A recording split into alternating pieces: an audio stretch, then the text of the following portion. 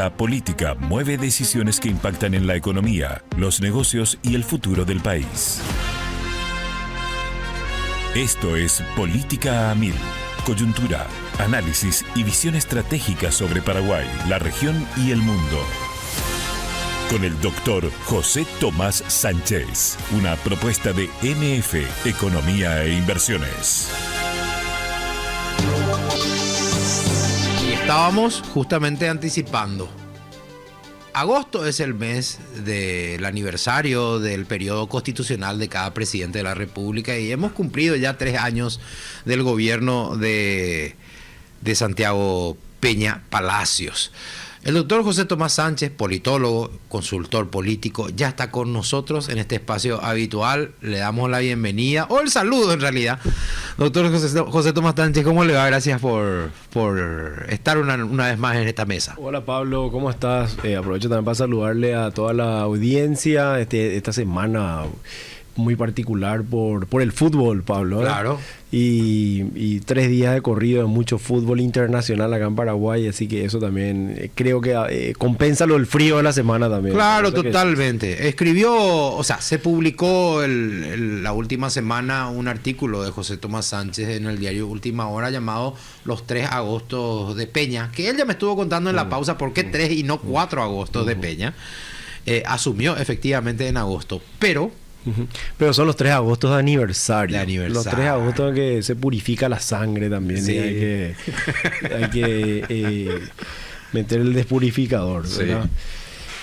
Sí, a mí me pareció pensar este nuevo aniversario de gobierno, la transición del 3er al 4º año, es decir, el 3er agosto aniversario de este gobierno, de este periodo constitucional, pensando un poco qué señales nos dan estos 3 agostos como país, para pensar un poco más a largo plazo, y qué relación, Pablo, tiene estas señales problemáticas con un tema que para mí se analiza poco en Paraguay, que es el corto horizonte político que tienen los gobiernos, porque al estar hablando de periodos constitucionales de 5 años sin reelección, el horizonte naturalmente no se prolonga. Acá para una discusión más larga o no sobre la reelección, si es buena o mala. Pero lo que sí te provoca el no tener reelección, Pablo, es el horizonte corto. Tenés 1, 2, 3 años. El primer año aprendés, el año 2, año 3. Después ya tenés periodos electorales. Pueden ser internas partidarias, pueden ser competencias electorales municipales. Y después, como ya se cierra el periodo gubernamental y ya viene el siguiente. Sí. Y entonces, problemas que requieren un trabajo que se va a capitalizar políticamente a largo plazo, en general no se hace, no se da.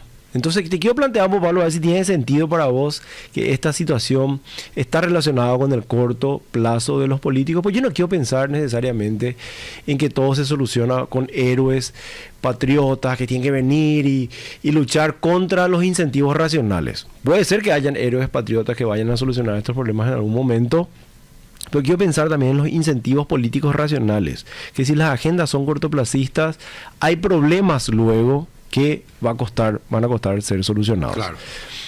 Entonces, sobre todo cuando dependen de dinero. Depende de dinero. O reformas estructurales también. O otros poderes del Estado. Sí. Reformas estructurales, otros poderes del Estado. Y requiere también de dinero, como vos decís, de cómo se gasta, pero también cómo se recauda, cuál es nuestra base social, impositiva, etcétera, ¿verdad?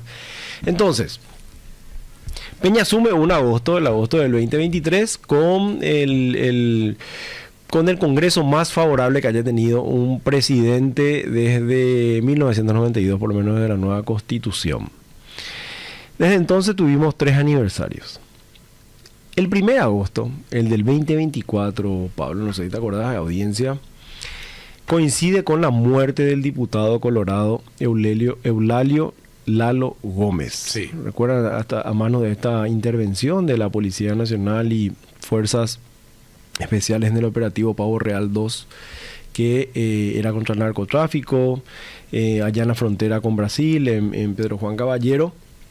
Y esa trama pues trae sus coletazos y expone una serie de vínculos entre sospechosos del crimen organizado, entre agentes de la justicia, entre sectores políticos. Y eso muestra que el crimen organizado está presente y que tenemos dificultades y vamos a tener dificultades para resolver este flagelo. Y es un tema que, así como otros países nos muestran, audiencia, México, por ejemplo, no es un tema de fácil solución. Sí. Y que cuando se conviven países muy diferentes en envergadura de mercado, en riqueza económica, así como México y Estados Unidos, incluso podemos decir entre Centroamérica y Estados Unidos, aunque no tienen una frontera física, sí se puede llegar por agua o por aire. Y cuando hay estas fronteras de instituciones débiles, fronteras porosas, el narcotráfico, el tráfico de armas, y toda la delincuencia que se arma alrededor, generan problemas que son difíciles de solucionar. Y que son transnacionales. Y son transnacionales. Y nosotros tenemos ese fenómeno, haciendo la analogía México, Estados Unidos, Paraguay, Brasil.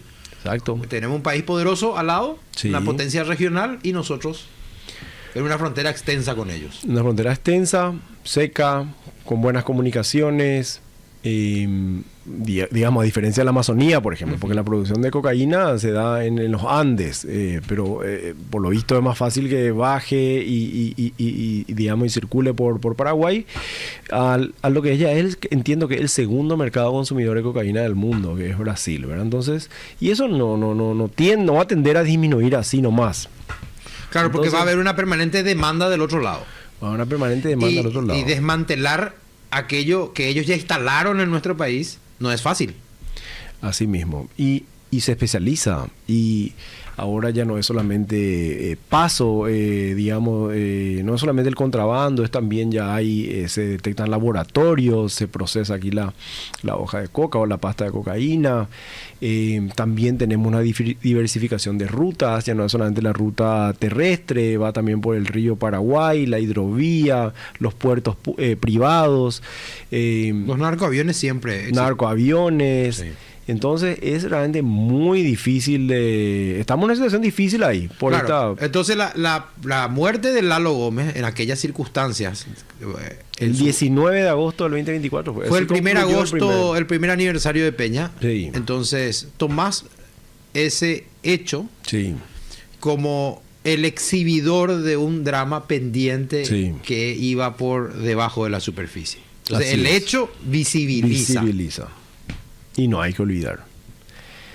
El 2 de agosto, el del 2025, cierra con otro problema también. Y representa sobre todo otro problema que no es solamente de los agostos, ¿verdad? Sí. El 19 de agosto del 2025, un año después del fallecimiento de Lalo, se le destituye al intendente de Ciudad del Este, Miguel Prieto, tras una intervención a la intendencia municipal, y 3 días después renuncia al intendente de Asunción, Nenecho Rodríguez, también en un contexto de intervención a la gestión municipal. Ya pasó otra vez un año de eso. Las 2 principales ciudades del país intervenidas y descabezadas. Una de gestión opositora, la otra de gestión oficialista, y atravesadas ambas por intervención de la justicia, por un montón de casos que han sido denunciados y están en prosecución, digamos, judicial. Pero acá lo que quiero señalar es que la política jugó un papel en ambos casos.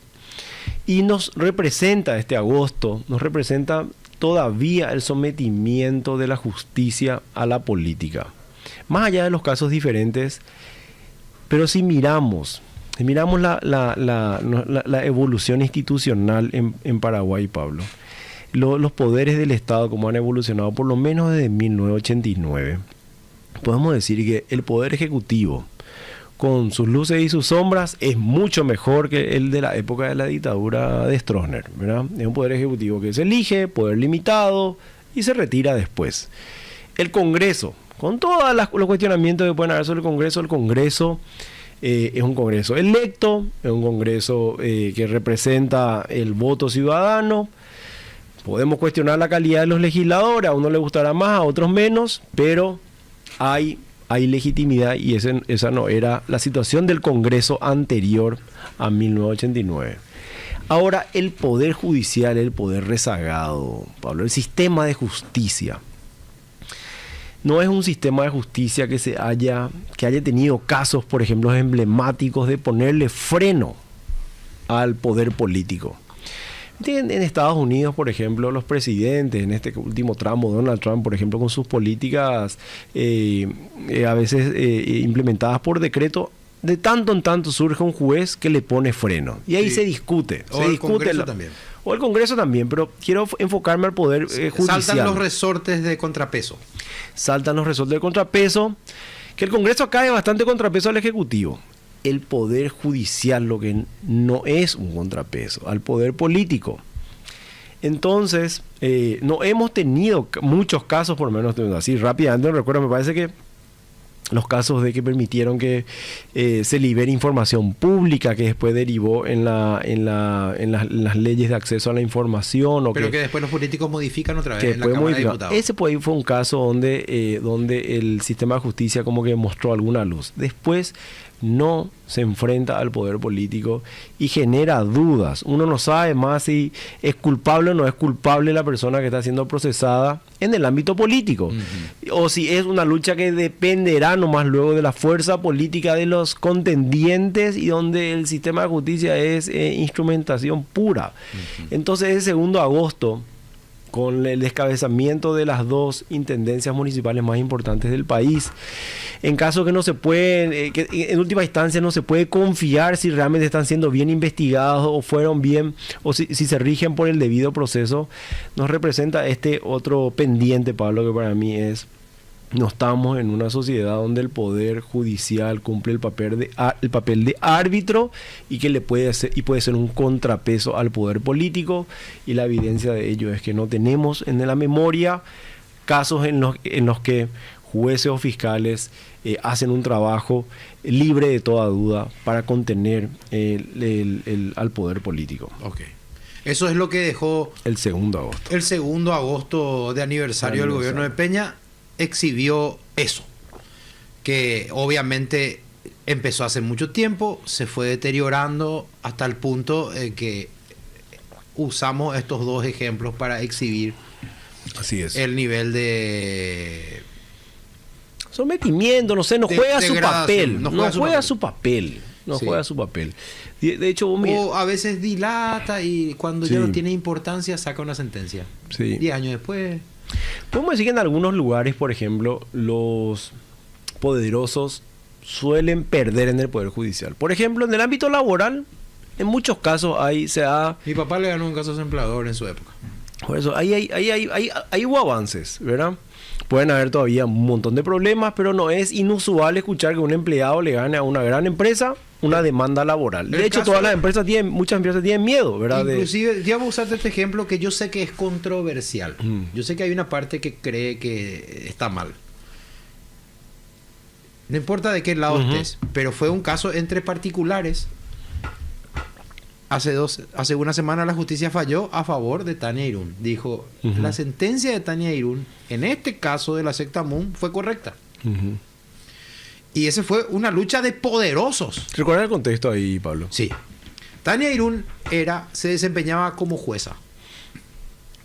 Llega a su despacho una disputa por las tierras de Puerto Casado. Esa disputa se da en el contexto de una disolución dentro de la familia de la secta MUN una vez que murió el fundador. Entonces, entre los hijos disputan por esa tierra de un valor multimillonario. Y Tania Irún falla a favor de una de las partes.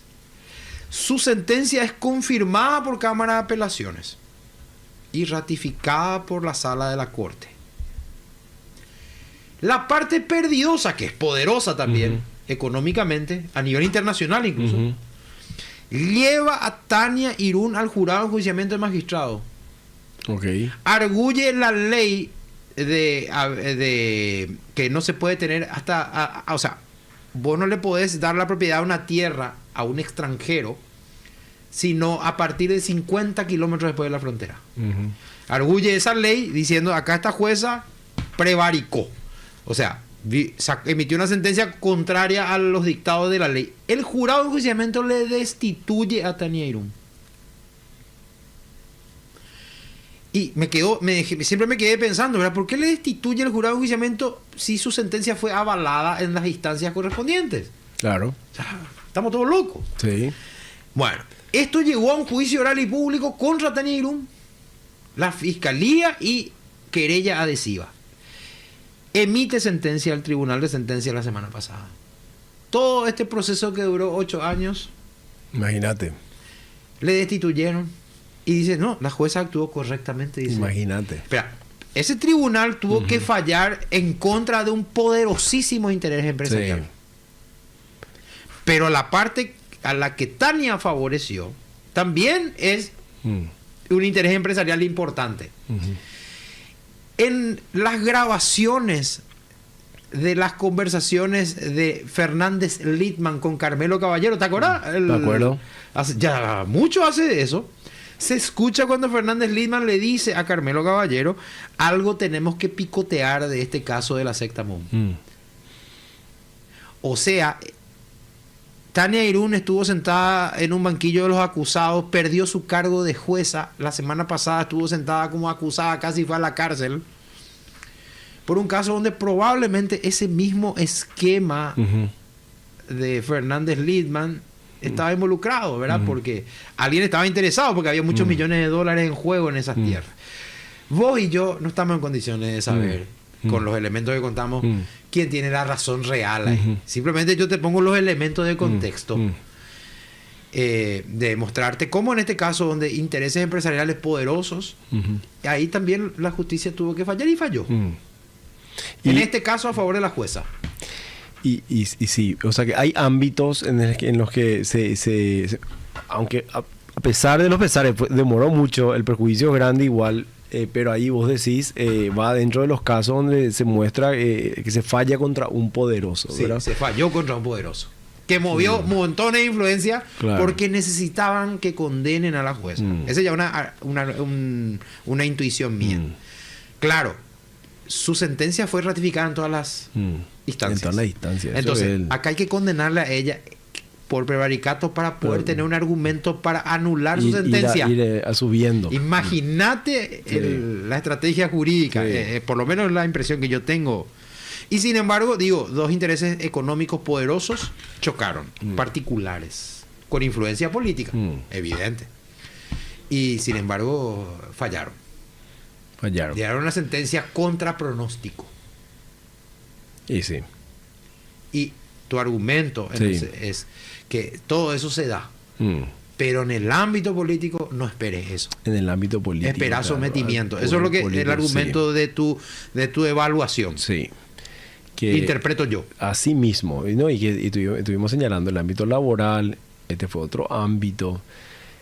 En el ámbito de familiar también, la protección a la, qué sé yo, cuando el papá irresponsable no paga más. Claro, salen sentencias. Salen sentencias, suele ser más rápido incluso. O sea, hay lugares donde se mejoró y sea el padre poderoso, a veces pierde también ahí, ¿verdad?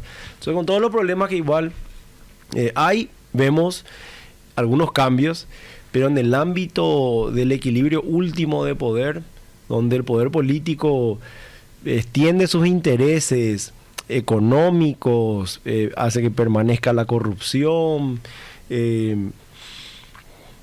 arreglan licitaciones, el uso indebido del tiempo de los funcionarios públicos, todo eso todavía ahí no se metió la justicia con credibilidad y todavía mostró el sometimiento. Bueno, a mí me parece una crítica legítima la que haces. Después podemos estar de acuerdo o en desacuerdo con ciertos personajes políticos, ¿verdad? Pero a mí me parece que nadie en su sano juicio puede negar la veracidad de lo que decís. Siempre nuestra justicia está en sospecha cuando se trata de intereses políticos. Sí. Es la ley del más fuerte. Y a mí me da la impresión, porque siempre está en el centro del debate también, la pertinencia de que sigamos teniendo el actual sistema de designación vía jurado, vía consejo, y su juzgamiento vía jurado en organismos que son colegiados, integrados por representación política. O sea, que era para pluralizar, sí, era para distribuir así el poder.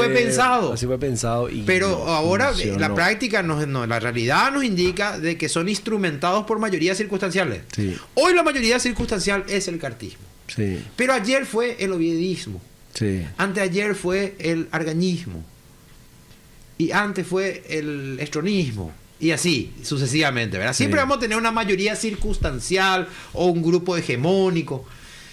Y estos representantes terminan representando eso y no una institucionalidad. Entonces, queda siempre en la mesa para el debate, che, acá si no desenchufamos la influencia política excesiva, porque nunca vamos a poder desenchufar la influencia política, porque los poderes del Estado están interrelacionados en mutuo control y equilibrio. O sea, siempre va a haber una designación, algo que ver de uno con el otro, o una revisión. Sí. Igual, ambos consejos quedaron en serio cuestionamiento justamente porque no han evitado la excesiva tutela política de los operadores de justicia. O sea que Pablo quería traer un caso que muestra, porque ese es un tema, vos dijiste bien, siempre va a haber algo de política y hay que ver cuál es lo que es la dosis. La dosis. ¿Verdad? Y depende siempre del contrapeso. Y de los contrapesos. Sí. En Ecuador, cuando yo estudié para mi disertación doctoral la emergencia de los outsiders en Ecuador con Rafael Correa, bueno, o sea, hay siempre outsiders, pero outsiders más radicales de izquierda. Que son más recientes. Chávez, Evo Morales. Y después la constituyente ecuatoriana del 2008. Mucho del discurso de la fuerza política que respaldaba al expresidente Correa era el antipartidismo, era la cleptocracia partidaria, la partidocracia, que había que erradicar a los partidos como solución. Y un discurso que sonó muy bien a los oídos y los ojos, incluso de los más formados y bien preparados de la sociedad ecuatoriana. Me acuerdo que hablé con uno que fue después un ministro de la Corte Suprema de Ecuador.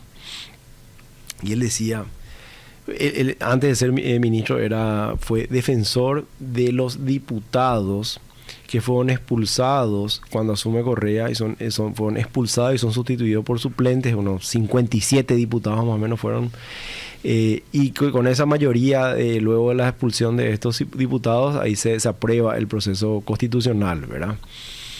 Y él decía, él le defiende a estos diputados. Después, pero él decía, anteriormente, cuando llega el movimiento social, toda esa lucha antipartidaria, y se le tiraba piedras a esos diputados, yo estaba pasmado, porque yo decía, yo estoy de acuerdo con esto, decía, ¿verdad? Yo, defensor de derechos humanos, yo estaba de acuerdo con lo que estaba sucediendo, yo veía enfrente mío algo y yo no podía hacer nada, yo decía, esto es el camino correcto. Lo que sí que después se cambia la Constitución, se hace toda la cuestión de sacarle a los partidos políticos del medio en las designaciones de jueces, por ejemplo. Sí. Se establecen concursos que iban a ser manejados por el Poder Ejecutivo o por instancias controladas por el Poder Ejecutivo, y entonces terminan siendo manejados por una fuerza política. Es que siempre es así. Y ahí y al final hay que volver otra vez a la anterior, decían, ¿verdad? Porque los políticos, con todos los problemas que tienen, pueden hacerse contrapeso, ¿verdad? Entonces, ¿cuál es la dosis? Es la pregunta, ¿verdad? Porque ellos estaban con esa fórmula de sacarla a los partidos del medio, y así perdieron grande, porque ahí sí que ya no había ningún control. Y en Estados Unidos se da este caso, que el presidente de Estados Unidos es el que manda al candidato, designa al juez de la corte. Pero tiene que ir a la audiencia en el Senado. Entonces hay que establecer algunos mecanismos objetivos, fuera de lo partidario, en el interrogatorio del Senado. Que es lo que Trump reclamaba, porque le decían, acá me mandan un candidato ultraconservador. Los demócratas. Ok. Pero el Partido Republicano les recordaba, está bien, ultraconservador, pero no pueden cuestionarle ciertas cosas. Hay ciertos parámetros que no pueden ser, no le pueden bajar puntos. Se establecen ahí unas reglas para su debate en la audiencia de confirmación. Después está, yo creo que Argentina pasa el mismo fenómeno que pasa con nosotros. La hegemonía circunstancial, la mayoría circunstancial. Sí. Ahí está muy manipulada la justicia por los políticos. Exacto, está muy manipulada. Y sea el gobierno que sea, Sí. Pero no existen ciertos mecanismos que le dan algo de objetividad para limitar la influencia política. Eso es lo que no existe en nuestros países. Acá en Paraguay, en Argentina, en Ecuador, por lo que estás diciendo. Entonces un tema... Es un tema pendiente para otro programa. Sí, y entonces, porque nos llegamos al 3 de agosto. Sí, ese 2 de agosto nos mostró eso de la poca credibilidad de la justicia en sus intervenciones en la política. Sí, pero antes de pasar al 3 de agosto. Sí. Porque consumimos todo en el 2 de agosto. Estoy mirando la hora, pero vamos a atendernos. Porque da gusto. Mi conclusión es esta. Muy bien. Siempre va a haber intereses. Siempre va a haber intereses. Intereses de parte. De partido. De grupo. Ok. Siempre va a haber. Lo que hay que hacer es construir un sistema. Porque hay veces que se van a imponer unos intereses, hay veces se van a imponer otros intereses, pero el sistema no puede fallar. Porque el sistema es el que te da permanentemente la renovación o la corrección. Y ahí es donde tenemos que hacer ajustes. Y voy a poner un ejemplo cuando el sistema te salva. La Constitución del 92, ¿sabes cuándo probó que es una buena Constitución? Nos salvó de varios intentos de golpe de Estado. Y después nunca más hubo intento de golpe de Estado. Hasta el año 2000 estábamos en un permanente jaque. Sí. Y fue nuestra Constitución y su sabiduría la que mantuvo la democracia en el Paraguay. Ese sí que es un tema también para hablar largo. No importa si no estás de acuerdo. Si fue la Constitución, ya sé. Porque ahí fue una lucha. No sé si no fue feliz mi ejemplo. No, bien. Porque la gente no valora que hasta el año 2000 ya tuvimos tanque. El último tanque en la calle no fue... Y yo como periodista estuve ahí todas las veces. En esa calle frente a los tanques. Por eso es que sé. Sí, y ahí es donde los partidos políticos entraron, los civiles, digamos, el sector civil del Partido Colorado con los sectores políticos no alineados con los militares, porque había sectores liberales muy mezclados con los militares también, ¿verdad? Sí. Pero ahí los partidos políticos de vocación más civil o los sectores políticos de vocación más civil le expulsaron a los militares de la política. Y eso costó mucha sangre. El marzo paraguayo hubo muertes, sí. Hubo muertes, ¿verdad? El 3 de agosto, Pablo, el de este año, que nos lleva ya... ¿Qué sacó a la luz? ¿Qué tema pendiente? Saca a la luz dos temas también, que estuvimos tocando ya algo en programas anteriores. Uno es la cuestión de la economía y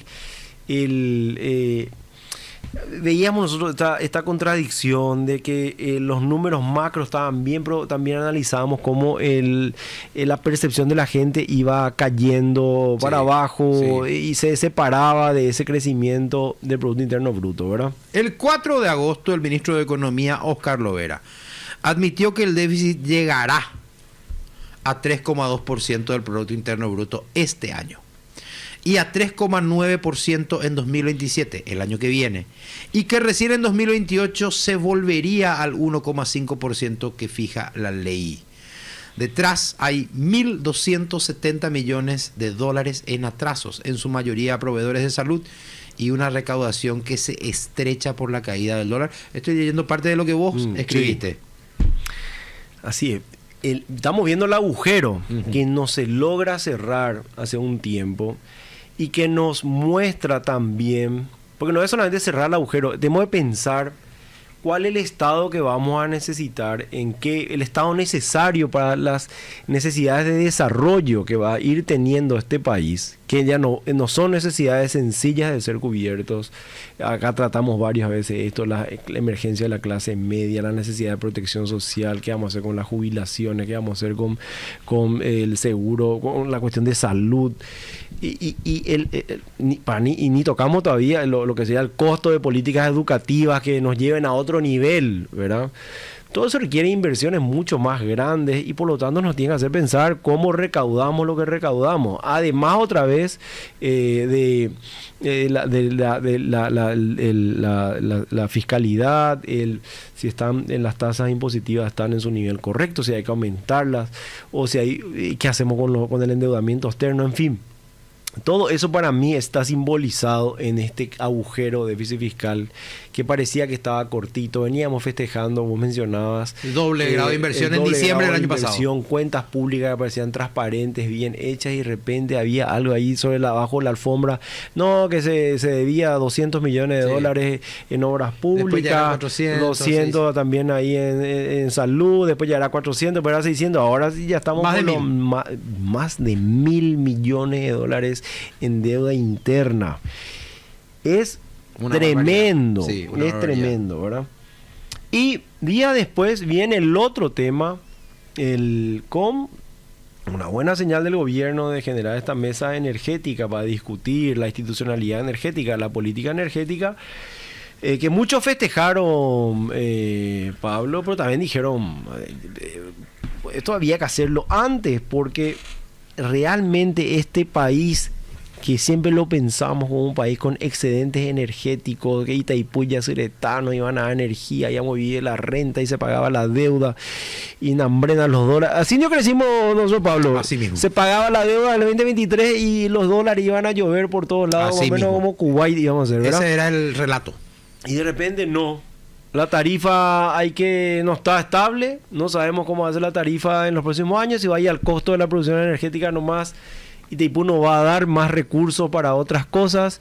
Una de las cosas que se termina es a partir de este año, ya el último, ¿verdad? Sí. Lo que pasa es que el anexo C tiene que ser costos sociales, gastos sociales, 650 millones de dólares. Según la previsión del anexo C, sí.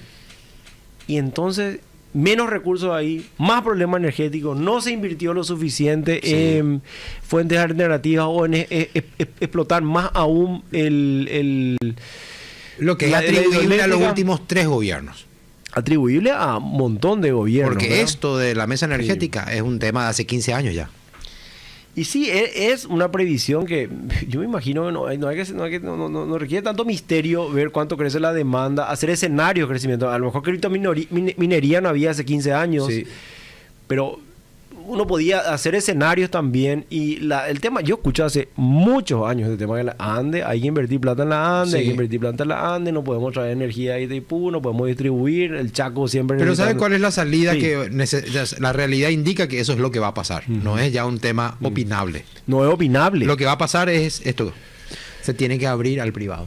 O sea, van a tener que entrar otros jugadores que generen energía que no sean la ANDE. Así es, esa es la gran discusión, ¿verdad?